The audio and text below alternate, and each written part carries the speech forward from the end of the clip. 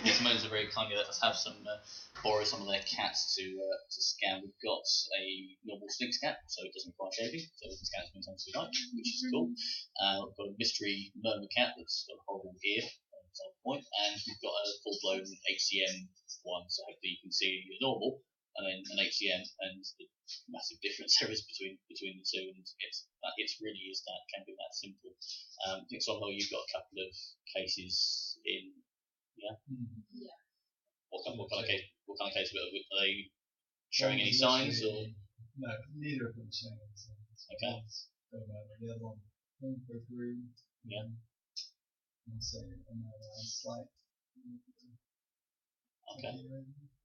But then it's have you done any testing on these guys at all? Or nothing else? And okay, cool. So I'll back on this. I mean, when we looked at it in our own practice, vets were doing things very, very differently with these patients from vet to vet. And with us doing our further study, we thought actually there's a better way around it. We can do this much more logical approach. As Sarah said, we're not looking to turn them into a specialist scanner today. This is a GP level. This is a sensible approach to a dyspneic cat. I mean, my outlook for the nurses is just sort of handling the dyspneic cat, the advice on what to do best for those, and just to sort of talk about being as a team, like the communication between the nurse and the vet. So often you will know when you should be stressing these cats out, but it's sometimes difficult to communicate that with the vet. So it's just about a little bit of empowerment for you guys to have a bit of experience and understand a little bit when we should be leaving them alone, and when you can say that to them, like, let's not do that right now, and let's just let it chill out for a little bit. So talking about the emergency dyspneic patient at the beginning, the cat, and then going on to the kind management. So that's what we found is that as vets we're getting very focused on the diagnosis. You need to get the diagnosis so I know what treatment I can give. Well, actually, the patient right there, right now, it's not in a fit state for you to do the diagnostics. It needs some other stuff first before it's stable enough that you can go and do all that kind of stuff. And we have nurses and women literally always screaming at the vet saying, just stop. The vet's just sort of ploughing on, pinning the cat down, arching the head back, trying to get the blood sample off it. So the last thing the cat needs at that point is someone doing that to it. So let's take you through it. Fundamental thing is to these are scary patients, but you don't need to be scared. You're going to get two broad kinds. The one that comes in Friday night is a bit of an emergency. It's all panic, and you've got a full list of consults anyway. It's usually a walk-in. You've got 101 things to do at once. Hopefully, the stuff will give you today that you manage this in a lot more calm way, just let you get a little bit of time and allow you to think through it, what's going to be logical, and what that cat actually needs right there, right now. And then once you've got the emergency sorted in your head, the chronic will become so much more easy to deal with.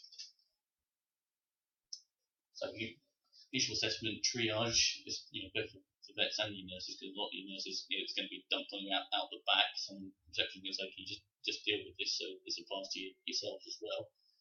Fundamentally, is it stable or is it unstable?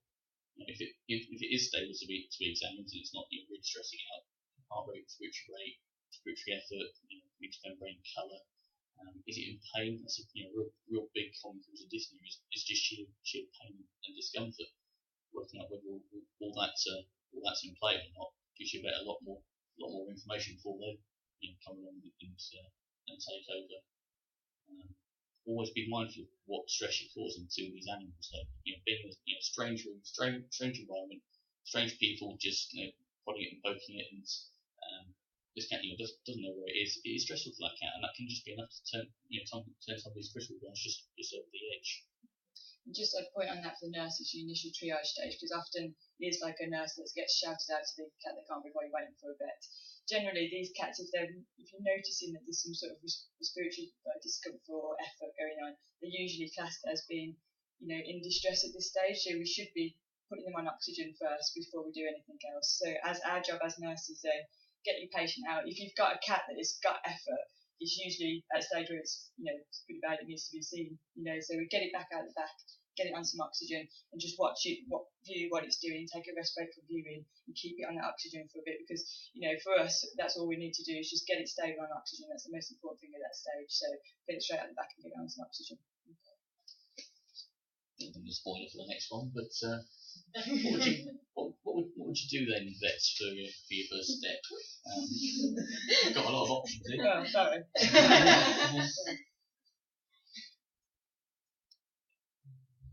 Disney cat comes into you later on today, so old people. After stabilising. Well, it's different from this point. It's like the vet. What would the vet do? I mean, the nurses will always do that generally anyway. So what would you do as a vet? Yeah.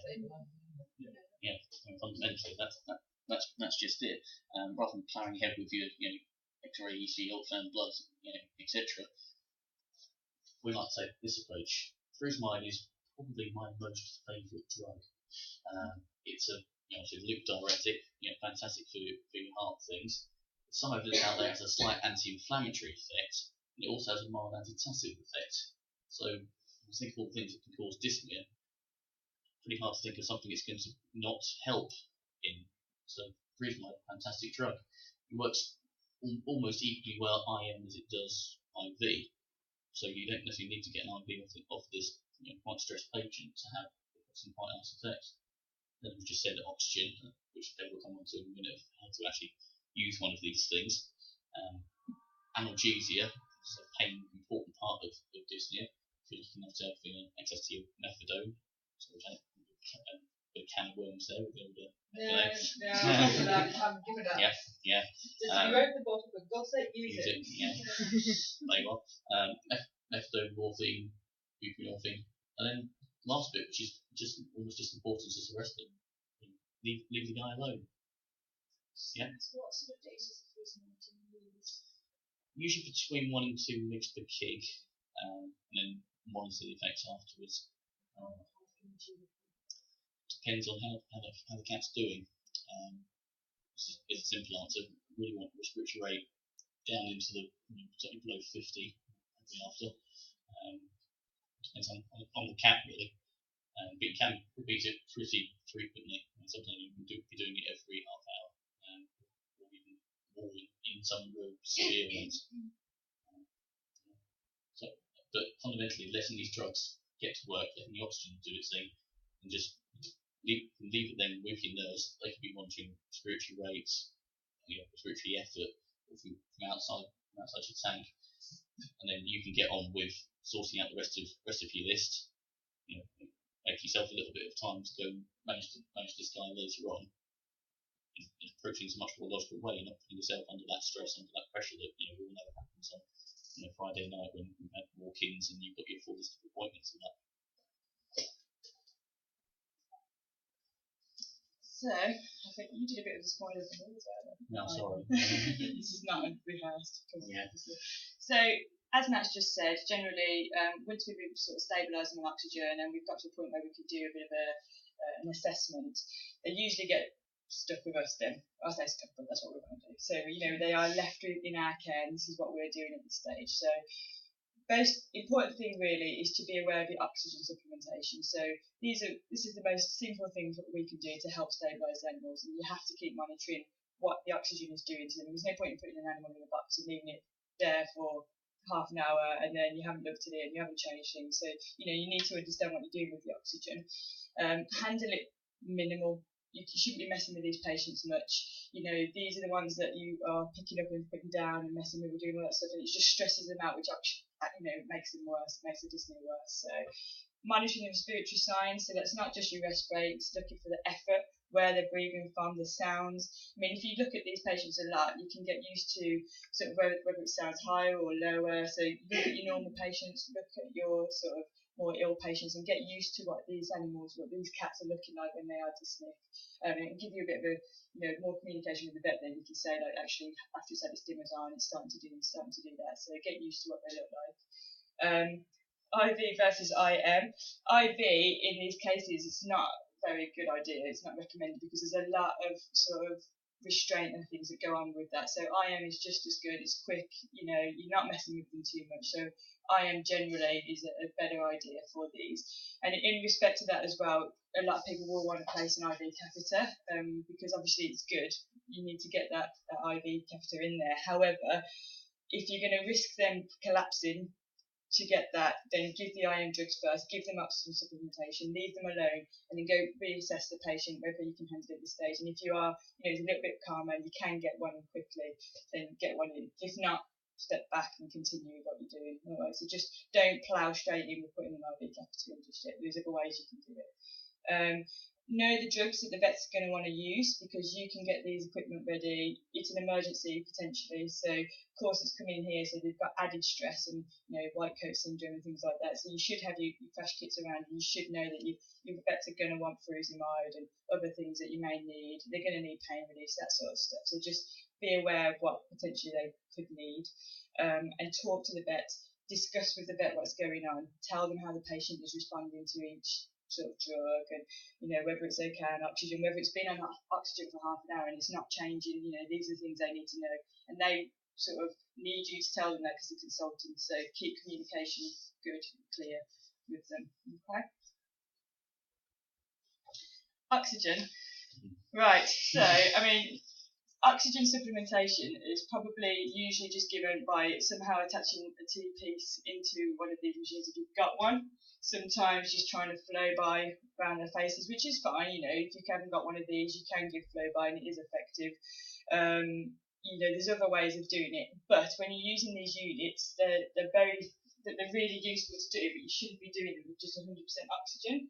So it's not something that everybody does, because we used to just whack it in the T-piece and tape it up and do the things that everybody does. But there is actual ways of using it, so I suggest that everybody, if you get one, or you should get one, I don't know if they're allowed. If you can. Yes, because it's kind enough to, I was just thinking, we're kind enough to host this. Jim's flogging himself to death out there to allow all his staff to attend, so I think, yes, we can have one. Yeah, and they're really useful. Yeah. They're really useful to do for cats and things as well, because you can see through them, you're not having to mess with the cat too much. And these little things that I'll go through here will actually deliver like an environmental oxygenation rather than just ploughing full of oxygen. You don't really know what they're getting, so they are useful. Okay, so just to go through what they are. So these little things here are called Venturis, and what they do is actually deliver an amount of air with the oxygen, so that when it goes in there, they're actually making like an air percentage in there rather than just putting in loads of like 100% oxygen. It gets really, really high in there. The animals can't deal with it, and it's just not great. And they actually say, if you look at this, that 100% oxygen can be detrimental, and it can cause toxicity and things like that. So we shouldn't be doing that anyway. Now, I'll send through like all the head nurses the actual piece of paper with what you should be doing, but generally what it says in there is, depending on the condition of the animal, will depend on which colour of Venturi you use. So you can just see at the bottom, the 60% one is quite severe lung contusion conditions, or pneumonias, congestive cardiac failures. So these are the ones that are going to need more oxygen with air. Then you can go all the way down to things where you just do like pre and post oxygenation for rabbits. Or just things like fractured ribs where it's painful, but they actually can sort of get the air in there, but they're just uncomfortable, they're not breathing like they should do. So there is like differences in what you would do. You basically just attach it on there. There is a calculation that you need to do, which is quite simple for you guys, because you all know your tidal volumes, I'm sure. So you literally just do your tidal volume, you work out your minute volume, you just times it by 2 and set the flow meter at that. So it's quite simple to do, and you should always be doing this, because you can, when the rest rates reduce or when they increase, you need to be changing your tidal volumes anyway, because what they need is going to change. And literally, it just full blood flow does actually tell you the amount that you can go up to on this, so you can't really get it wrong in liters. So, I don't know if that helps a little bit understanding these. Putting them on together, it tells you how to attach them and stuff, but really you can't go wrong if you just follow, if you get one of these and you just follow what your potential problem is, and you work out your tidal flow rate, and you should be giving that animal the actual percent of oxygen with air that it needs. It makes the environment in there a little bit more comfortable as well. It's not getting really hot in there and stuff. Debbie, if for the nurses, you've had one of these cats thrown at you back in the house. Yeah. You haven't got a diagnosis yet. No. Which one would you recommend to start with? I would recommend, it depends on the patient. So if you've got a cat that's open mouth breathing or it looks like really distressed, you know what they look like, they're abdominal breathing, I would go for the higher 60% ones. If you've got an animal in there, it's not open mouth breathing, but you can see that the effort is there. So, they're breathing a bit quicker or it sounds noisy, you could probably go for the middle. I wouldn't use the lower ones. I wouldn't use the blue and the white ones on patients that are coming in respiratory distress, because by the time the owner is seeing these, they're in distress. So generally, you'll probably mostly use the 60% for your emergency patients. But the ones that are then stabilising things, then you can, once you've worked out what they are, then you can figure out what it's actually going to need. But initial emergency presentation, you're probably going to be looking at 60% to the 40%, so red and green, really. But as I say, most patients that come in like that, you're looking at 60% usually. Okay. You think that's 60% is actually a lot less than 100% Yeah. that you would be putting in. Even scuba divers won't be having 100% oxygen. There's some stuff out there about it really being quite detrimental to people long term. And it's the same true in animals. Possibly other studies done, but there's certainly good evidence in people it's detrimental. So. Does that make sense before? Yeah, with that. So now we've got our cat that's a bit calmer, slightly baffled as to what I've been put in the thing.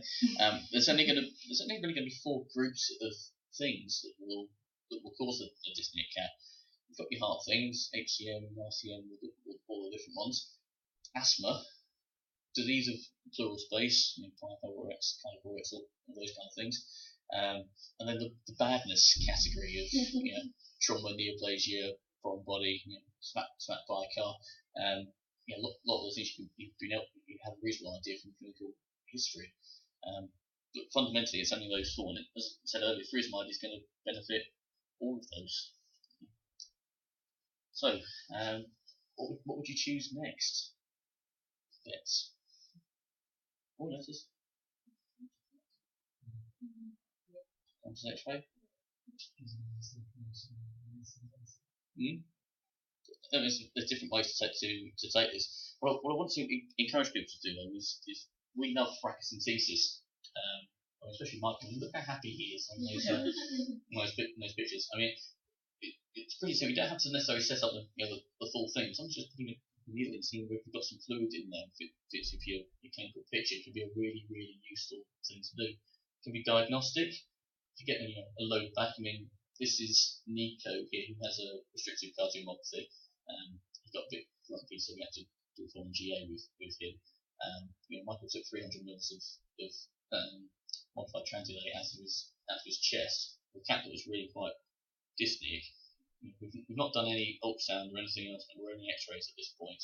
But we've just taken 300 mils of stuff out of his chest, and the dyspnea has almost entirely been relieved through a very, very simple thing.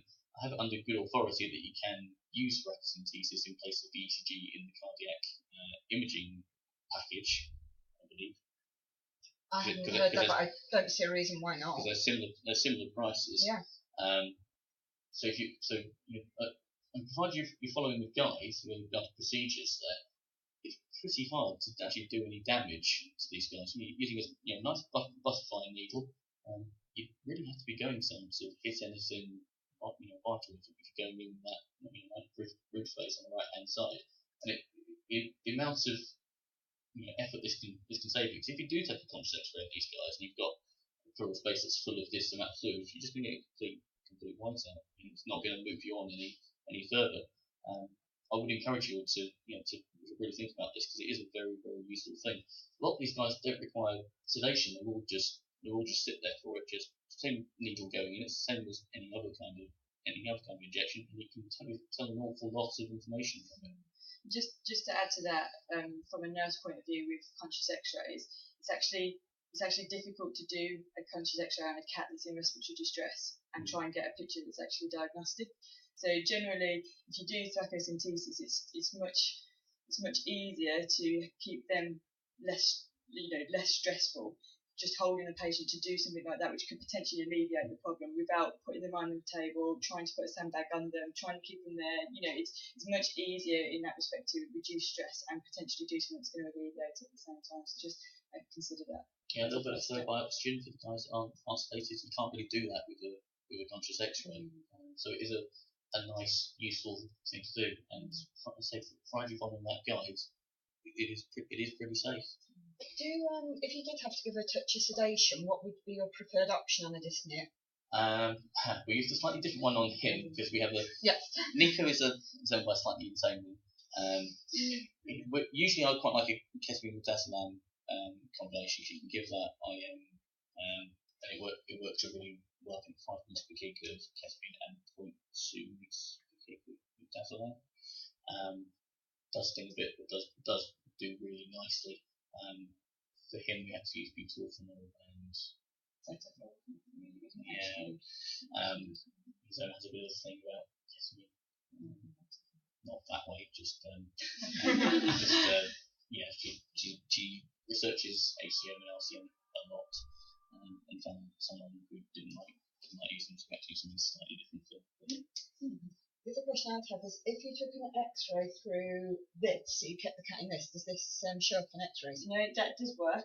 They do that like commentaries. The only problem is you can't really position the animal very well.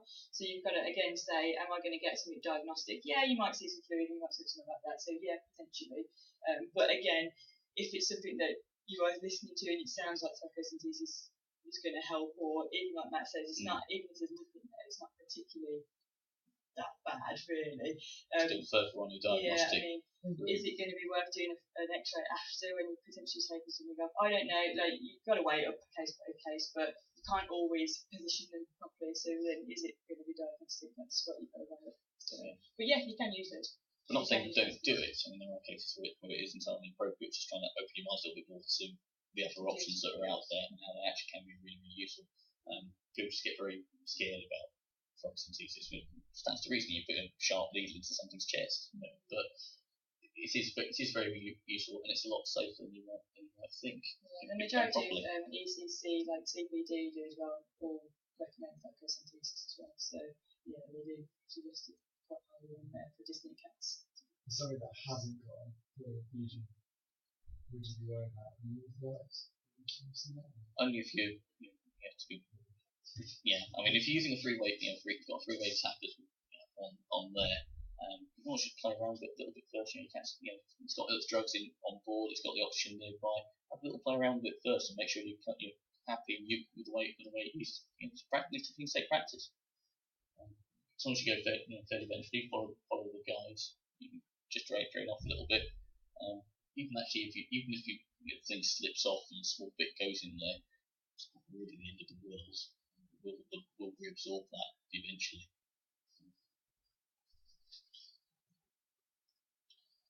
So then, assuming you've got one where it's appropriate, and reassess it. Consider echo if it does fit the picture.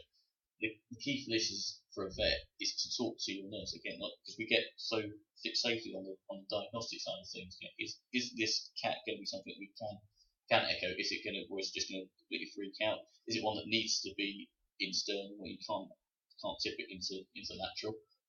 If so, you're going to need to factor that in. But you can do some of these, echo some of these guys when they are in sternal, if they're thin enough. But you have to weigh that up with your nurse. It's very much a team thing, which is what we're trying to highlight today. Heart disease in cats. This is quite a long topic. Cats with heart disease can be tachycardic, they can be bradycardic, they can have a murmur. 40% of cats with heart disease don't have a murmur, which is a bit on the scary side. They can have that Gallop rhythm, they can not have Gallop rhythm. I think one of the most common signs is that they've actually just been vomiting for a couple of weeks beforehand, intermittently. So the question that becomes, how do you go about diagnosing it? Quite rare to find a cat that will go through its ECG for you. So how do you go about that? Well, if you think about the most common heart diseases in cats, HCM far and away the most common. we have seen quite a couple of restrictive cardiomyopathy cats as well. Quite a bit of controversy amongst the specialists as to whether there's ABRC, there's RCM, people talking about DCM, and other people are saying, well, these all actually part of the same disease process. I think actually it doesn't really matter. The question is whatever heart disease we've got there causing clinical heart failure or not. Licensing to the drugs, they are licensed to treat clinical heart failure. Can anyone give me a definition for clinical heart failure? It's interesting. Anyone else?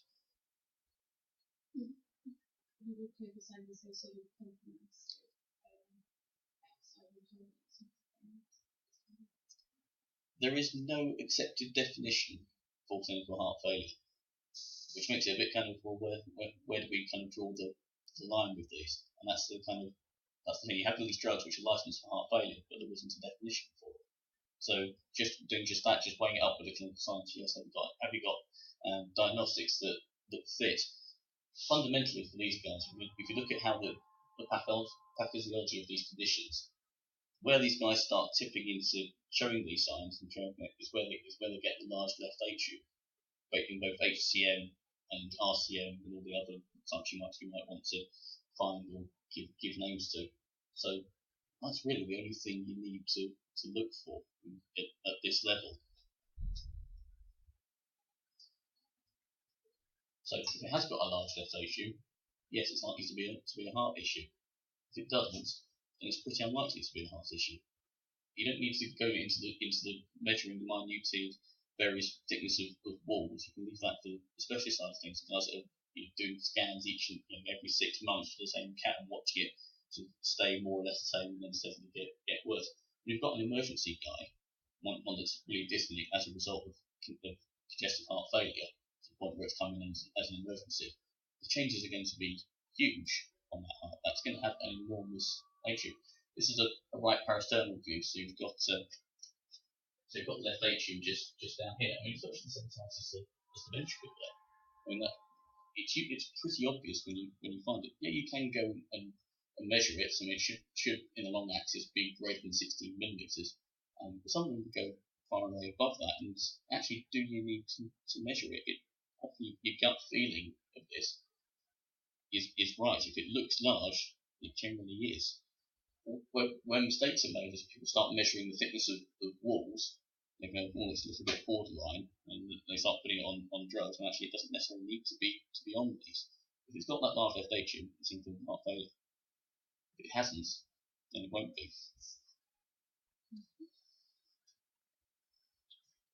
It's all going to put in context of the cat in front of you. Do you scan and think, does this fit with the clinical picture? Have I got a dyspneic cat that fits with HCM, RCM? Has it lost weight? Has the appetite been a little bit off? The cat's putting on weight. Cardiomyopathies are a bit less common.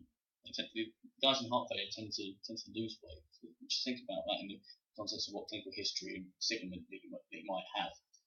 And then just look at that left atrium, does it fit? Then it might be worth starting on the drugs for that. What you guys might have with your ones that are showing murmurs and not necessarily any clinical signs is this other form we do see here called with the obstructive cardiomyopathy.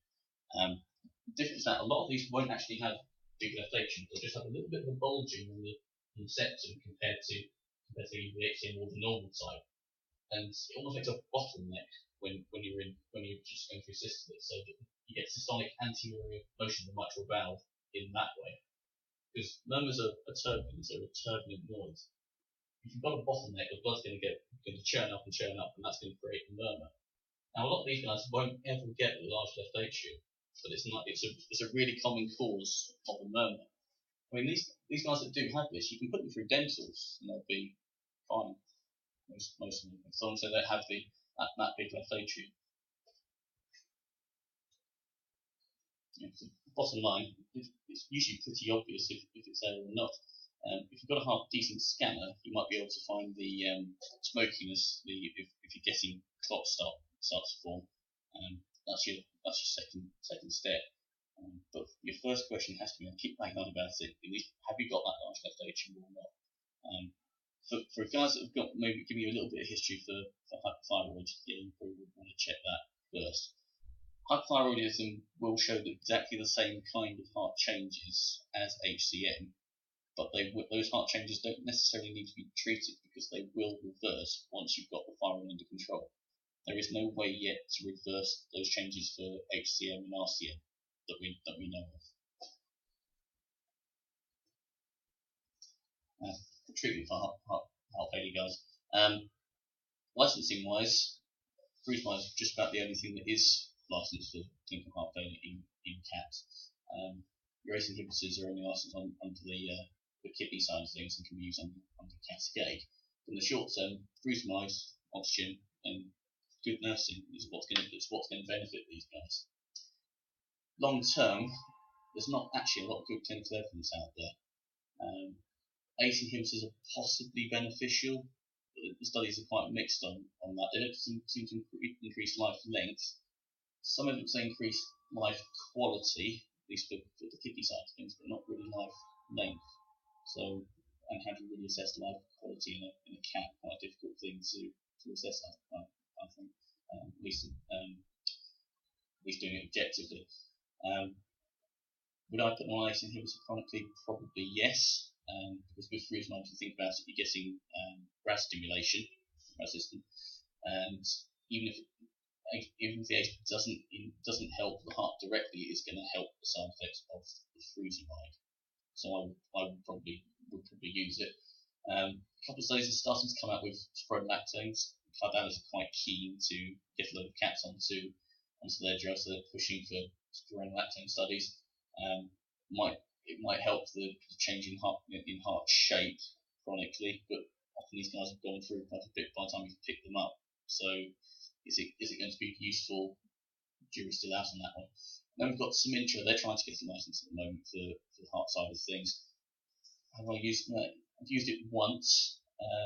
It's in an owner that can't tablet their cat, so if they can't get Fortical done, it might be a good second line to use. For the RCM guys, I'll show you a video of an RCM guy in a moment, and it's a bit more like DCM in dogs, so some evidence that Pimbendum might be good for those guys, but they seem, at least in the ones we've seen at Setchford, to have a worse prognosis.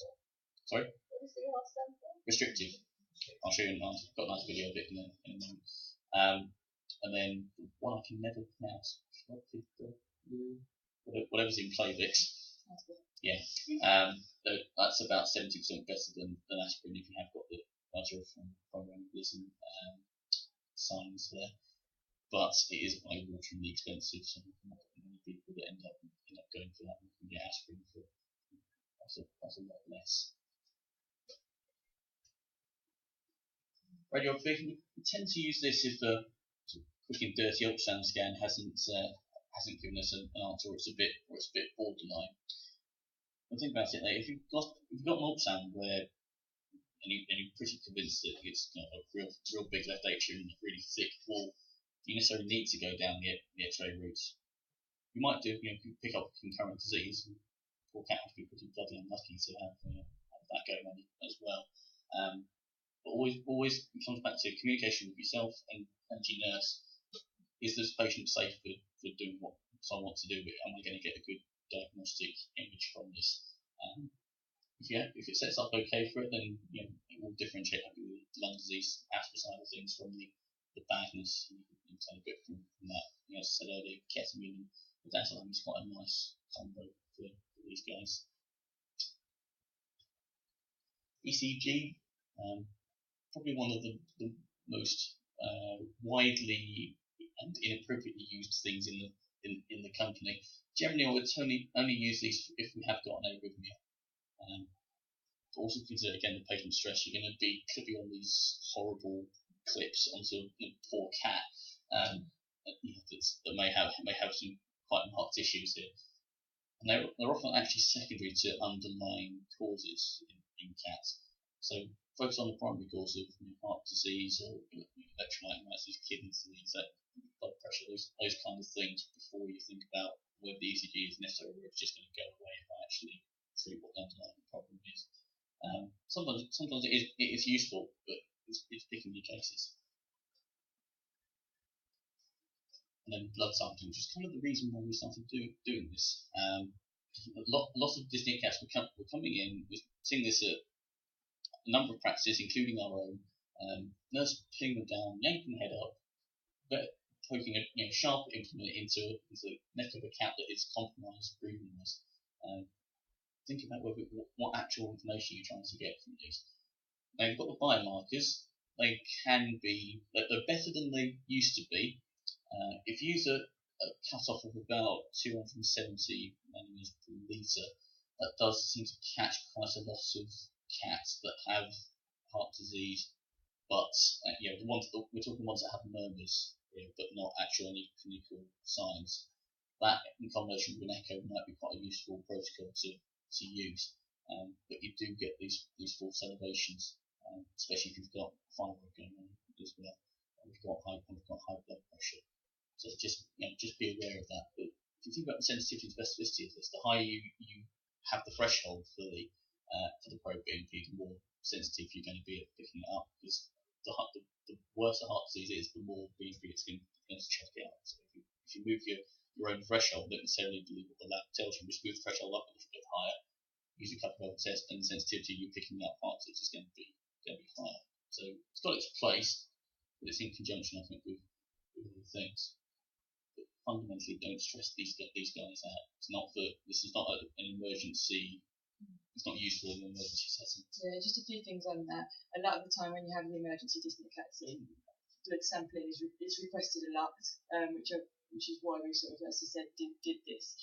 Like Matt said, it's not what we need to do. We don't need to get diagnosis at this stage. What we need to do is sort the animal out, get them stabilised. If you really want to get a baseline sample, there's a few things for the nurses with technique for restraining. So what they suggest is, that the standard restraint is, for a cat that's having a jugular sample, is to have its leg pulled back and its leg stretched. What they say for these patients, if you really need to get a sample, is if you actually put your hands on the top of the head, so you're not sort of occluding any of this area or stretching the neck, and just hold from the top of the head. They recommend that's quite a good way for doing that in respiratory patients.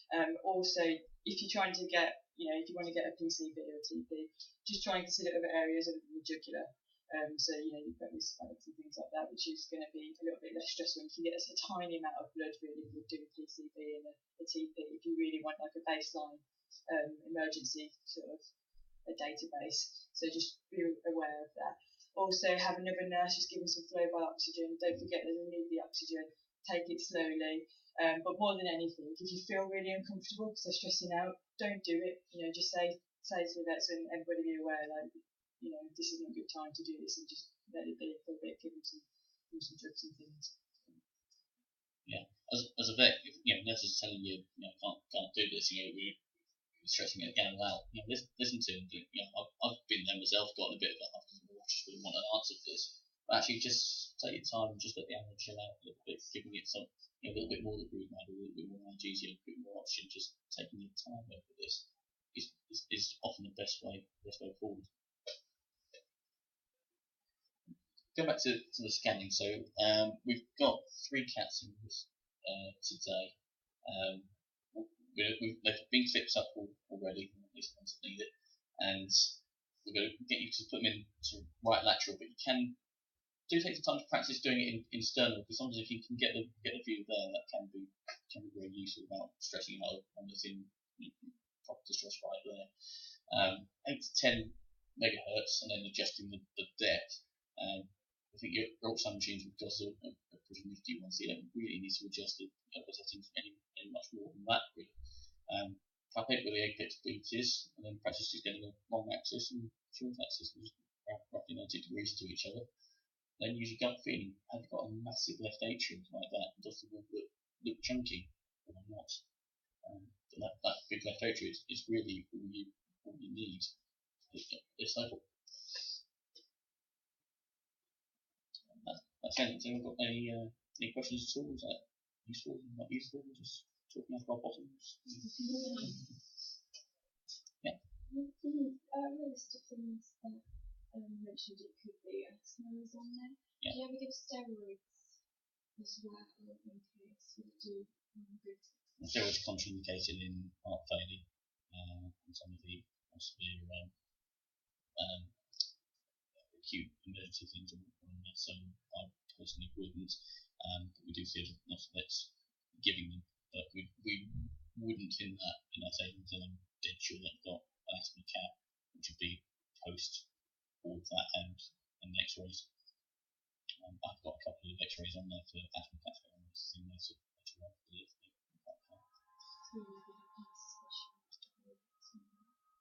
Yeah, but there'll be post diagnostics. In the meantime, we will settle for the anti-cancer that proves that out, or if you've got a real compatible clinical history, but even then, I'm still a little bit worried. You might have something other than that going on. Your asthma guys, a lot of them will be pedigree ones who can actually get the heart side of things as well. Nurses well. Just one thing for the nurses as well, just be aware of pain, so just monitor your mental pain, so they try to get to it's like I think the cat ones does the Glasgow pain support, which is useful. So you try and get into the habit of pain support on these guys, well, it's kind of really uncomfortable, and that can settle a lot of respiratory problems, which is sort of our job to recognise and see if there's any improvement there. And then one thing is slightly off topic. I didn't know if you're quite aware that we do the sedation charge for blood sampling for like thyroid cats and things now, and that's just mainly if you've got these patients that potentially have got heart issues related to the thyroid cases. You don't want to be stressing these animals out. So one of the CPDs I went to said if you've got a cat and you're trying to do a thyroid test and you know what they're like, if they really stress, you shouldn't do it at all, and then you should really recommend doing that with sedation for it and taking that bit of stress off them. And could I just say, from a boss's perspective, that's not an excuse not to ever look at with cats. Yeah. That is an advice to do. Yeah, get the sedation. It's only 23 quid, isn't it now? And the client would rather. It's if you look for this blood sampling, sedation for blood sampling, it's like £23, which we sort of worked with Sarah so that obviously clients are more likely to do it rather than paying £70 because it's just a slight sedation like my dad's and cat that we would give, only slight ones just to take the edge off them so that they're not really struggling. But we've had loads of clients on them. Well, that's it. I mean, we responded as a company by making it cheap enough to be fair. Yeah. So I'd rather that, well, we obviously can benefit the animals expected to sample them regularly and just do it in a sedation. I know that Amazon and ketamine, they love it. I just wondered if there's any cases that you wouldn't use poison alcohol. Because I had one the other day that I think it was like respiratory distress, and that's really dehydrated, the skin that didn't move. I'm worried about giving it poison eyes. Yeah, good shit on that one, isn't it? So the only thing having money that if they hadn't done, would you still give them that poison eyes? Yeah, fundamentally, yeah. I'll always go, it's my favourite drug, it works very, very well. You definitely deep blue sea with that kind of case. Talking about formulation techniques. I don't know what James can do. I think it does come to habit from actually. But it is eye-watering expensive, so a lot of things don't end up giving it. But the study that came out said it was 70% better than aspirin. They seem to live a lot longer post having fungal embolism with that. It's actually something like 9 months compared with between 3 and 4 months for aspirin. So go for it. Fungal embolism is a whole other kettle of fish. But if you have got one that you're suspicious about the smoking, etc., then I'm keen to put them on it if they'll go for it.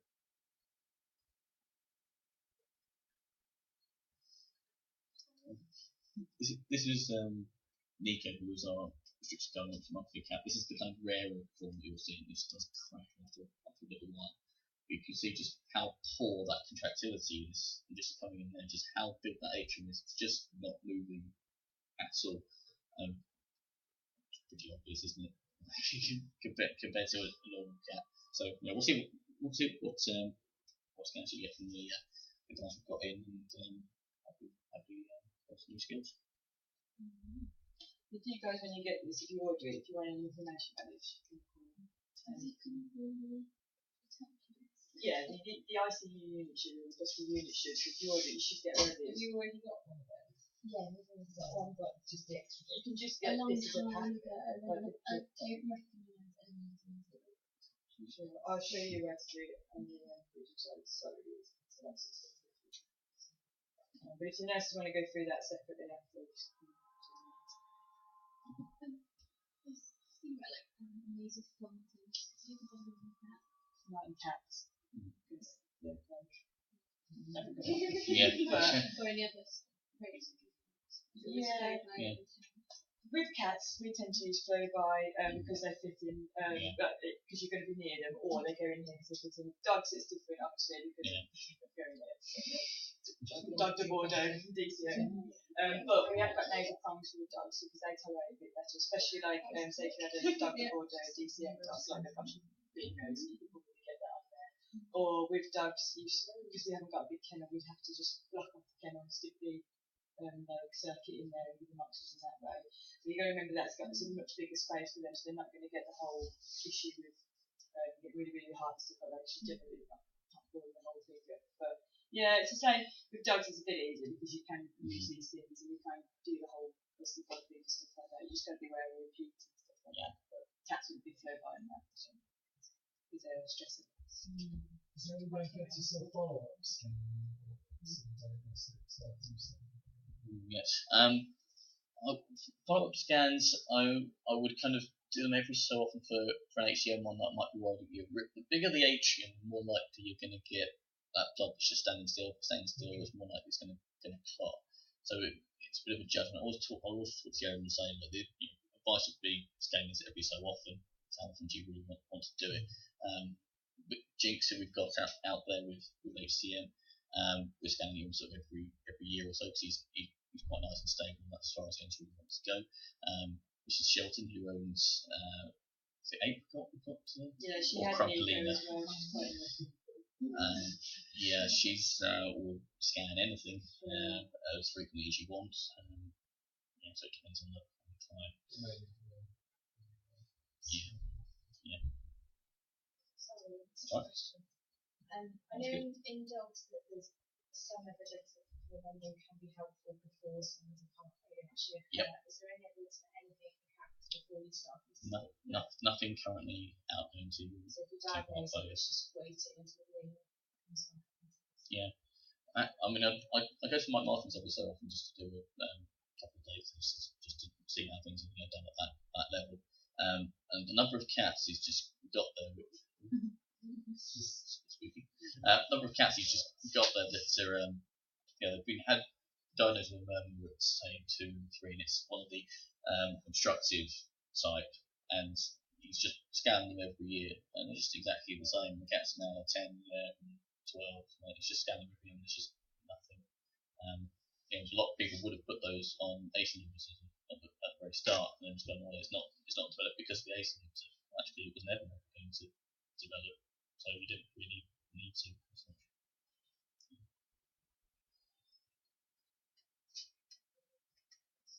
Just watch something.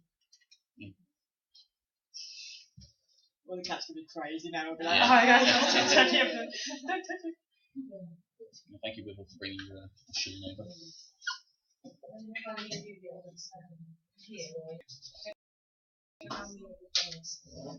I don't know how many we're even more. Yeah. We can probably do that with him. Less disruptive to Yeah.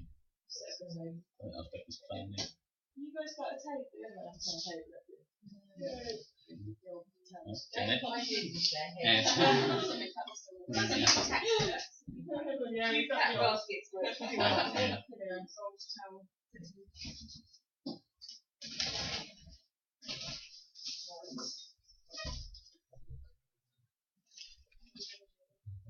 In here, I think.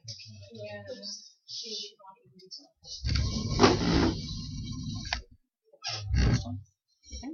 one?